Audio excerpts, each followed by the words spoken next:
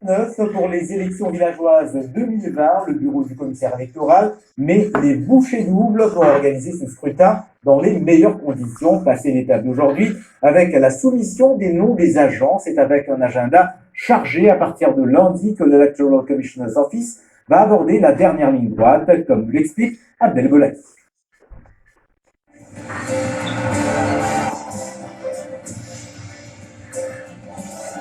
À 9 jours des élections villageoises, les préparatifs s'accélèrent au bureau du commissaire électoral. Ce vendredi 13, le personnel s'attelait à l'enregistrement des agents des candidats qui tirent à sa fin.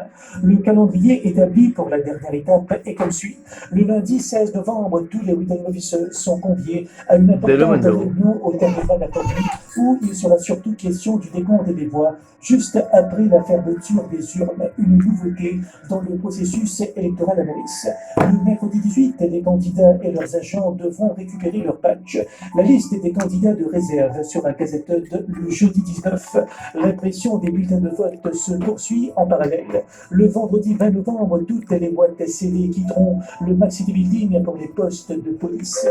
Puis, le lendemain est réservé à la préparation des salles de vote dans les 130 villages. Enfin, le jour J, soit le 22 novembre 2020, les polling stations ouvriront leurs portes aux quelques 538 000 électeurs de 7h à 16h. 19 000 fonctionnaires mobilisés pour l'exercice avec le dépouillement prévu juste après la clôture du scrutin dimanche prochain. À signaler que l'Electoral Supervisory Commission a également émis un code de conduite pour ses Village Council elections. Il est accessible sur le site internet du bureau du commissaire électoral, soit electoral.gov.lu.org. Et toujours dans le cadre des villageoises du 22 novembre, direction ce soir le cœur de l'île. Nous vous emmenons à la découverte du district de Moka, où plus de 56 000 électeurs seront appelés aux urnes. Un reportage de Dassa à Palafourmi. Les images sont de Richie Sirotte.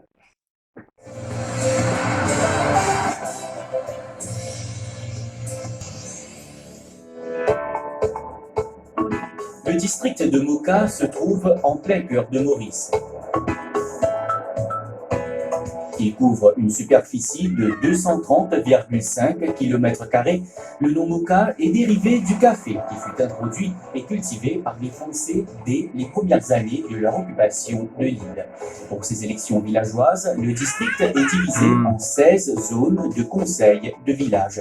56 933 électeurs seront appelés aux urnes le 22 novembre pour élire 9 conseillers dans chacun des 16 villages. Saint-Pierre est d'ailleurs celui qui regroupe le plus grand nombre d'électeurs, 12 400. Sur la route royale à Saint-Pierre, nous avons rencontré Edou. Ce mécanicien a toujours accompli son devoir civique. On a voté plusieurs fois dans le passé pour une élection villageoise, mais on a voté pour commander, pour qu'il y ait plus d'amélioration, côté développement, côté infrastructure, côté l'environnement, tout ça. Ça a été dans la ville, on s'est content d'un train. Rentrer, oser la voie flat, c'est mon point de voter. Moka est le centre dynamique de l'enseignement supérieur à Maurice. Il abrite l'Université de Maurice, le MGI, le SSR Medical College et le CTI, parmi tant d'autres.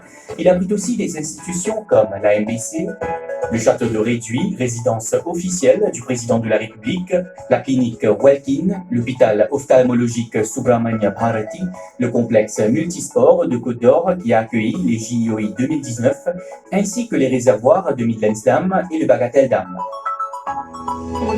Le Pouce et Peter Both ont été témoins du développement commercial et résidentiel au fil des années. Toutefois, une bonne partie du district reste verdoyante, des zones qui n'ont pas été touchées par l'homme, mais aussi des champs de canne à perte de vue, des cultures agricoles.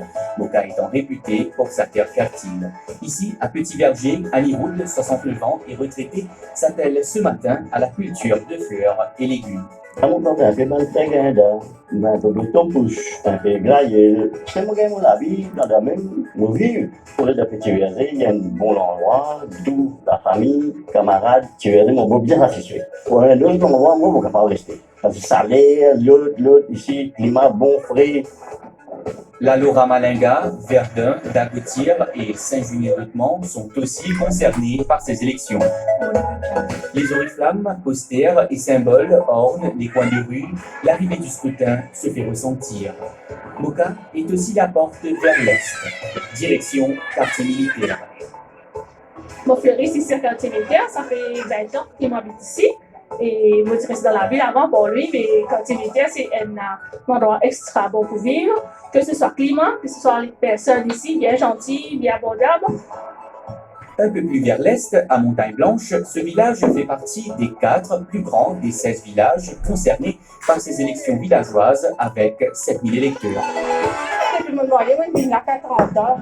Il y a beaucoup de développement ici. Côté légumes, bazar, côté magasin, il est presque dans la ville, même si vous êtes montagne. À côté parti pour venir, il bien développer nous l'endroit, vous pouvez comprendre? Oui, nous, on va aller, non, vous allez, nous l'endroit, ça nous derrière. Le plus petit des 16 villages est Ripaille, qui regroupe 850 électeurs. Après le scrutin du 22 novembre, un président sera élu dans chaque village. Ils siégeront au conseil de district de Moka, ici, à quartier militaire.